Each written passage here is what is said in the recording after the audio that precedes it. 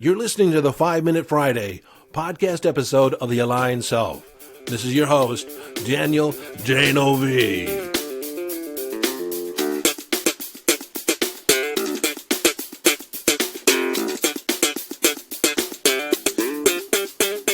Okay, 5-Minute Friday, a short and concise podcast episode of The Aligned Self designed to leave you with a question, an idea, a strategy, a tip, a hack, in order to give you greater access to your conscious awareness, evolving your conscious awareness, or give you greater mastery over your mind. Hello, friend, and welcome into this 5-Minute Friday. Today I'm going to expound on the idea that I introduced before in an earlier episode, that there's essentially two different ways to use law of attraction, two different ways to manifest, and depending on where you are in your practice of manifesting and law of attraction, or what is your relationship to the intention or your desire, what story are you currently telling, it may guide which path you should take inside the manifesting process. And let me revisit those two different approaches. One is to take a generative standpoint, where you generate a vibration, where you align your mind, your body, and your actions with a particular vibratory state. And along those lines, you release, let go of any expectation you have, any specific expectation that you have about what you're attracting. And specifically what you're letting go of, what you're releasing, is the expectation that it should or must show up in a particular time frame, must show up now. Because if you're too focused on a time frame, then you're very aware that it's not currently here now, and you're focusing on the lack of it. But while you do let go of that expectation that it has to show up in a particular time frame, what you are embracing is this feeling of anticipation and expectancy that the universe will deliver, that it's a done deal. And in accepting that, what you're releasing is any resistance around you receiving, any resistance or doubt that you have that it will be fulfilled. It's just a matter of time. You are basically creating the state of receiving, aligning with the vibration of source. And in that state, whatever you've thrown out into the universe, any intention, and it doesn't have to be recent. You could have intentions that you set forth years ago that are still out there waiting to arrive on your doorstep. So when you adopt this generative state, when you get into the high vibe state, it is then that the floodgates begin to open and you start receiving things that weren't even on your radar necessarily. You begin getting everything that you always wanted. But before this, you just weren't in a vibrational alignment to allow it in. For example, in 2004, I created an intention that I wanted to be on TV, that I wanted my firewalking workshop featured on a television show, and I wanted to be associated with another group of adventurers. Part of it was to feed my ego. Part of it was to actually be part of a project that was fun and interesting.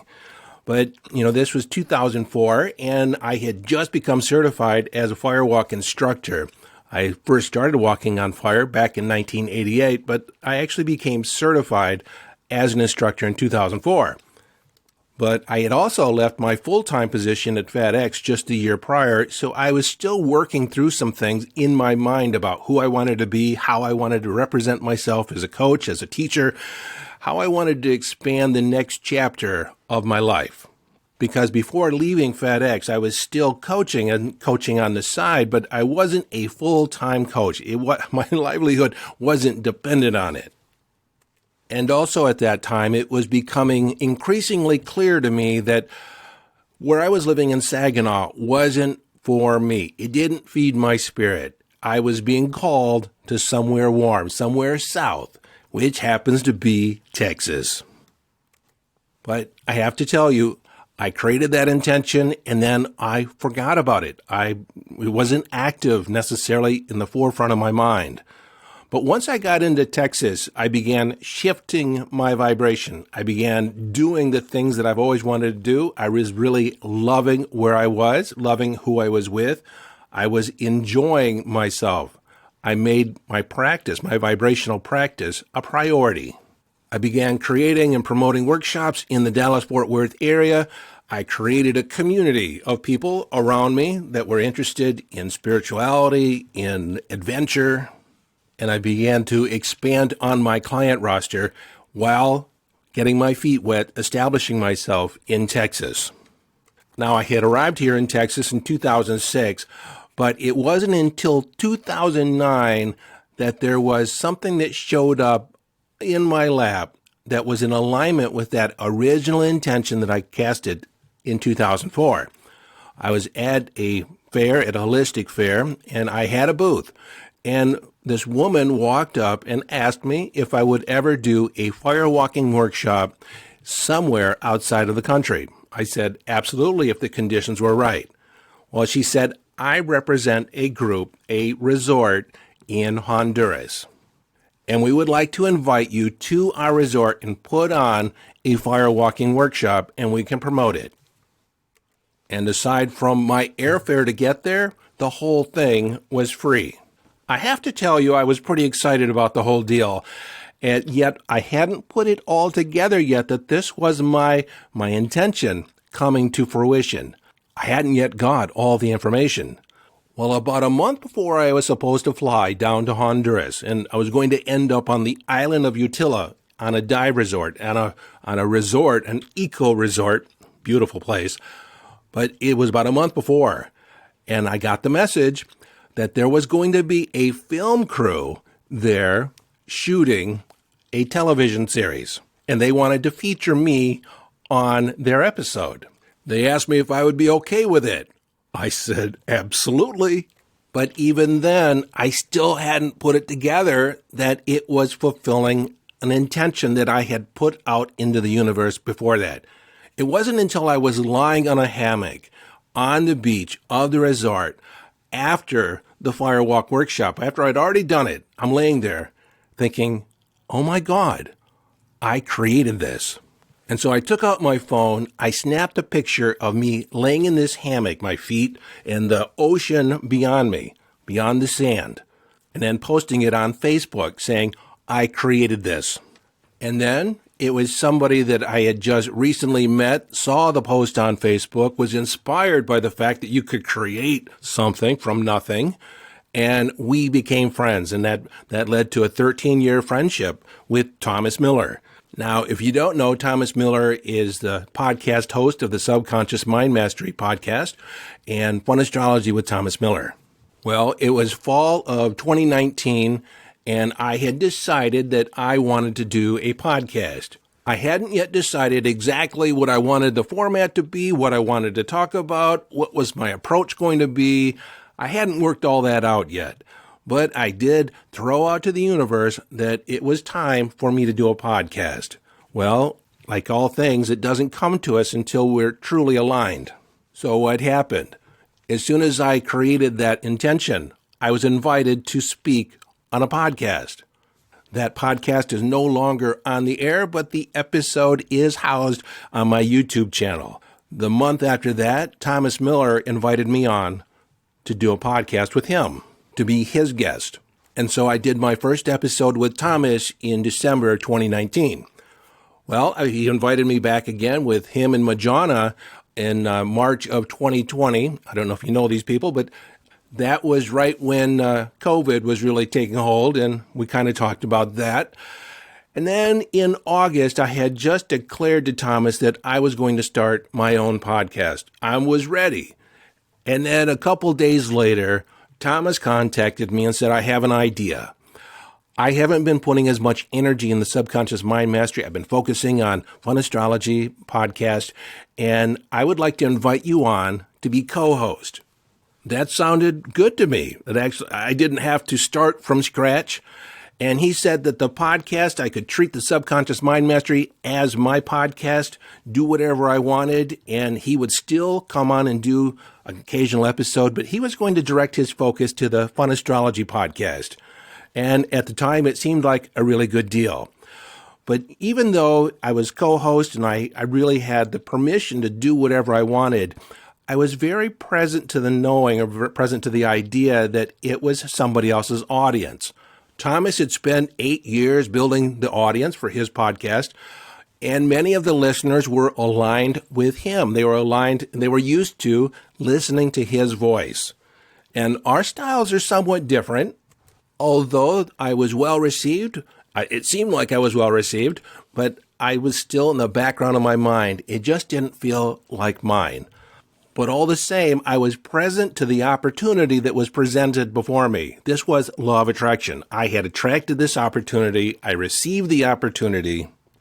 And it was the perfect playground for me to refine my approach, really get clear about the type of podcast that I wanted to do.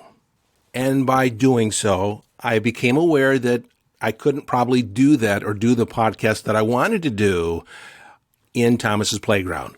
And so I became present to the idea that it was time for me to leave. And I struggled with that and until I had this firm, intuitive knowing. I had talked to Thomas about the situation, about what was going on, and I just had the knowing that it was time for me to start off on my own. So, April 16th, 2021, the Aligned Self was created. And so this explanation might sound a little convoluted if you haven't been following along. I basically had thrown out an intention to the universe, and then I focused on being in the vibratory state, being in a high vibe state.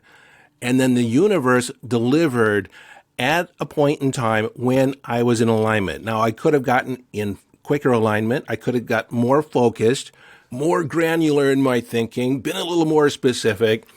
But the way it worked out, the universe guided me along. They put me in situations to where I could gain greater clarity, experience contrast, get finer and finer distinctions created for myself.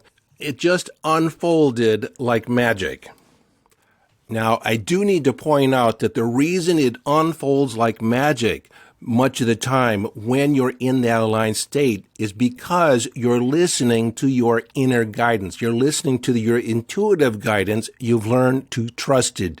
You've learned to listen to it when it's just a whisper, and you take action on it before it gets to a screaming communication or like, danger, danger, Will Robinson, get away from there. And that is something that I really learned from firewalking, is because when you're standing in front of that bed of burning hot coals, 1,200 degree coals, there's fear there. And when you paying attention to what you're experiencing and then taking a look at, the state that you're in, what is the focus of your mind? What are you focusing on in order to create or generate this vibrational state, this way of being? And oftentimes, every time, when you're feeling fear in front of the coals, it's because you're focusing on the possibility of burning. For some people, they think about walking and tripping and falling. The worst case scenario, that they might die, be horribly scarred. And I don't care who you are, that generates a certain amount of fear. But that's just where you're focusing your mind, focusing on the worst case scenario. So when you recognize that you're focusing on the thing that you don't want to happen and you're feeling fear, then you can redirect your focus to what is your intention. Now, for the firewalk, the intention is to walk to the other side safely and directly. So you see yourself arriving on the other side of the coals, and then you picture yourself walking deliberately with purpose to the other side. And as you do that, as you focus on the successful achievement of this action, the fear disappears. And then you can begin to listen for that intuitive urging, and it comes up just as a whisper, a little impulse, a leaning forward. It's just a little lean forward, and then you trust it and lean into it even more. And then you take the first step. And as you take the first step, it's almost guaranteed you're going to walk to the other side. You're not going to stop. You're not going to meander. You'll just walk to the other side. But the most important part of the whole firewalk experience is knowing when you're ready to take the first step. And that is listening to your intuitive guidance. How did I know it was time to move to Texas? I listened to my internal guidance. How did I know to take part in that holistic fair where I was sitting at a table and I was approached to do the fire walk at the retreat? I was listening to my intuition. I was following an impulse. I was following what I like to call the breadcrumbs that would lead me to my desire. And that ability to listen to those urgings, to follow and see the breadcrumbs, arises from my commitment to being in a high vibe state, to living a high vibe life, being responsible for my story, being responsible for my point of attraction. So in that regard, I'm deliberately manifesting, I'm deliberately attracting that which I want. Now, this is that generative state of manifesting, where you focus more on being in alignment, more on your vibratory state than on your intention. If you throw it out there, your higher self knows, the universe knows what you want. It will deliver in due time, in accordance with your vibration, in accordance with your alignment. The other way to manifest is a little bit more deliberately, even still, and that's to focus on your intention, get clear about what you want to create from your limited perspective, but get as clear as possible on that which you want to create, and then you align your vibration with the feeling of the wish fulfilled. If that were already true, what would be the feeling in your possession? How would you be? How would you feel? Because if you're completely in alignment, you already naturally attract those things, those situations, that money, that it's just a natural part of who you're being. That's the feeling that you want. The feeling of the wish fulfilled.